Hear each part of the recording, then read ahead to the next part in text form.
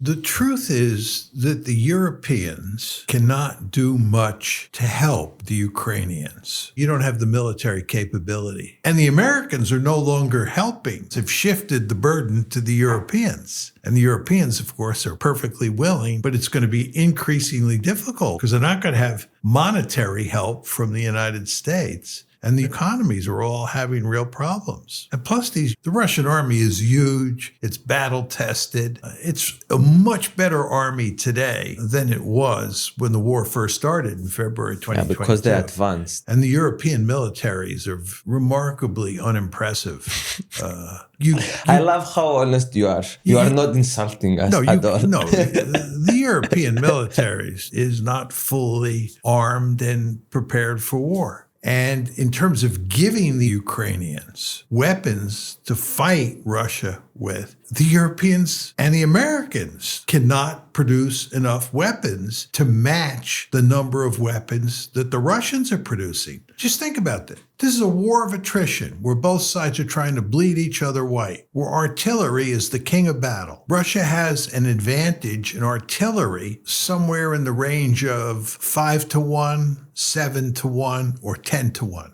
In terms of people, I mean, the situation is disastrous now. General Syrskyi, the commander of the Ukrainian forces, he said recently that Ukraine was outnumbered overall 3-1 up on the front lines. And in certain critically important places on the battlefield, Ukraine was outnumbered 6-1. And Zelensky recently said that in Pokrovsk, where a big battle is now being fought, that the Russians outnumber the Ukrainians 8-1. And the Europeans are perfectly willing to fight to the last Ukrainian, but you don't see anybody from Europe going there to fight. So Ukrainians are at a tremendous disadvantage. So the Europeans should have understood a long time ago that it was in Ukraine's interest and in Europe's interest to end the war. Russia was too big, too powerful relative to Ukraine. And Ukraine was destined to lose in a long war.